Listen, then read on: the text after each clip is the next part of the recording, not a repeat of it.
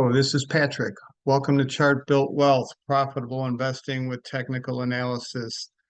A little noisy here today, but we'll get through this. It is Thursday, July 18th, and I just wanted to touch on a few things. This is what I'm doing today. This is what I'm suggesting. Let's get into it. This is a big picture of the S&P 500. This is just giving you some context. We've got a 6 year negative divergence where prices have hit higher highs. Our relative strength index is hitting lower highs. It's telling us that the general's running up the hill, and as he gets closer to engage in battle at the top, he looks back and his troops are retreating. So this is getting to be a very narrow market. So it's just giving you some context, but there's still opportunities. There's still things that could do well when the market doesn't do well when that does turn. And I will see what happens. Anyway, it's just for context. I'm not making a call on the S&P 500. Uh, Oil, I talked about this yesterday. These are intraday updates now. I want to give you things that you can do during the day if you're trading oriented. And if you're not, just use it for informational purposes. And if you trade once a day, I would suggest end of day prices are the best. They mean the most, and use this information for that. But oil has broken out of its downtrend here. The red horizontal downward sloping trend lines, and it's consolidating after this huge move up into the form of a symmetrical triangle. So we're trying to see when this thing breaks out to the upside, which it has a slight breakout currently. Not, it certainly isn't a fantastic breakout, but it is pointing to higher prices. We'll see if that holds.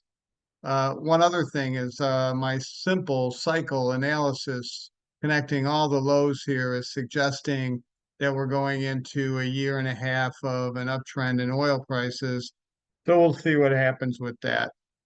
So let's break this down into this triangle. And here it is. I touched on it yesterday, so I won't go into too much detail. Now here we are sitting right above the resistance line, which now is hopefully becomes support. And this symmetrical triangle, the price projection suggested is 115, which is a long way up, over 40%. Talked about this yesterday. This is USO, the ETF. I would use this in retirement accounts because it issues a K1, so it'll be less of a hassle. But yesterday, 2 days ago on this downtick, it gapped down, and then we got a gap up yesterday, creating an island reversal pattern, which is a bullish pattern suggesting that, in this case, it's a bullish pattern suggesting higher prices ahead. Now today we're down a little bit, so again, I'm going to touch my oil position again, and I'm going to add a little bit. I actually, in a taxable account, you might want to use OILK because it doesn't issue a K1. So that's where I'm at. I'd probably touch this again. I want to I want to build up I have a pretty good position in oil on energy stocks, but not big enough yet in oil. And sometimes commodities will do well even in a bear market. So if we got a big fall in the S&P 500 and energy stocks went down with it, you might see outperformance in the actual commodity crude oil. This is a point and figure chart. Again, this is least subjective chart. This is created just by supply and demand. I have no real input into this, and this is suggesting 106 on the upside. We have a bullish trend line in place, so it is pointing us in the same direction. Okay, so this was one of my suggestions, one that's not working out the way that I wanted. It did to some degree, but it didn't quite. So when it broke out of this pattern, the price projection, it's up here lost in the clouds, was $19, I believe, or 19.50, and it got up to 18.10. Had a big up day this bearish candle where it ended at the low of the day, but it got it had like an 8% gain in this day. I sold about half of my position, and which I always would do on a big spike like that. And then I started nibbling back on it, and now it's broken uh, support. It's broken my stop yesterday, so I sold a little bit more. I didn't sell it all because of these cluster of moving averages that are coming together in a bearish rainbow convergence. Well, if it's bearish, why wouldn't you sell? Well, what happens, these lines are going to touch today. And at that point in time, two things can happen. The shares can sit here until these moving averages move down, meaning that the decline should abate, and or it type 2 retracement as it comes back to that retracement. So now that it's down here, I am buying more.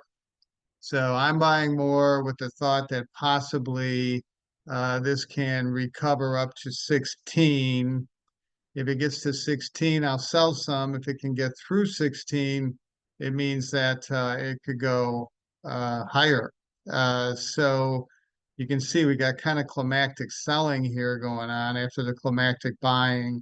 And so that's what I'm up to. I'm buying today. I bought actually a fair amount, and we'll see what happens. It's not a great scenario, but I'm going to work my way through this, and I want to help you work your way through it if you're long this currently. Point and figure chart actually is still bullish, so that's a positive. Okay, utilities. Utilities. Yesterday talked about utilities. They were up. I sold some. They ended down towards towards the low of the day. I have a pretty big position in XLU because we've been in this for a few months and it's been really profitable. And anyway, prices opened here, came up intraday to the top to about 71. Sold a few shares, and then when it ended down at the low of the day again, I bought those shares back, and today we're up. So maybe I touch it again and sell a little bit. Again, I'm just trying to lower my cost basis and lock in some gains. And this is the long-term chart of Southern Company, which was the individual stock that I recommended back here in, I believe it was March, or maybe it was April, March. The price projection based on this pattern is 90. So we're getting close, we're getting to the point where I don't want to load up anymore on, usually in something I like. When it's up, I sell a little bit. When it's down, I buy more to build my position. I certainly did that here. I did it here. But now that we're even higher, I'm buying back less. But I did the same thing as I did on XLU yesterday. Intraday was up really high. This is a weekly chart, so each one of these bars represents a week, but I wanted to show you the big picture. XLU looks like this, and that we're getting towards the price projection. And so for SO, I did the same thing yesterday. When it was up in the morning, I sold a little bit. When it was down, I bought those shares back or some of those shares back. And then today, I'm going to sell a little bit of those shares and keep my main position. So again, I'm just trying to lock in gains, and that's where we're at. REITs up again. This is a weekly chart. So each one of these bars is a week, represents a week of price action. It's up again today. Yesterday, I suggest selling a little bit of this and putting it in American Homes for Rent, AMH. Today, it's up again. Again, I'm going to sell a little bit of this, lock in my gain, lock in a little bit of my gains, and that's where I'm at there on AMH. So yesterday suggested buying some of that back, and I think today it's up about 0.75%. So if I bought, I don't know, 10 shares, I would sell two. If I bought 10 of shares yesterday, I'd sell two of those today or three of those today. But I'm waiting for a big breakout here, so hopefully it's to the upside. And this is really getting wound tight. We had a kind of a knee-jerk breakout, and now we've kind of retraced, but it's still in good shape. So out of all the stocks I cover right now, or that I'm recommending, this has the most upside. So keep that in mind. If it breaks below, 34 and a half, I'm going to be selling a lot of it. So that's kind of where we're at. Uh, ABBV, it's up again today. Yesterday, I said I'd be selling some of it.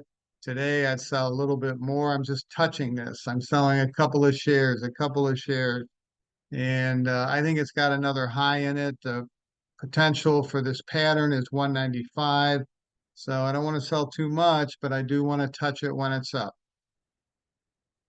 TLT, again, I was suggesting 2 days ago to sell some on that update. And then yesterday, it intraday was up a little bit more. So I just touched it, just sold a little bit. I'm expecting 100 here. So we got a ways to go, and you get a dividend with that.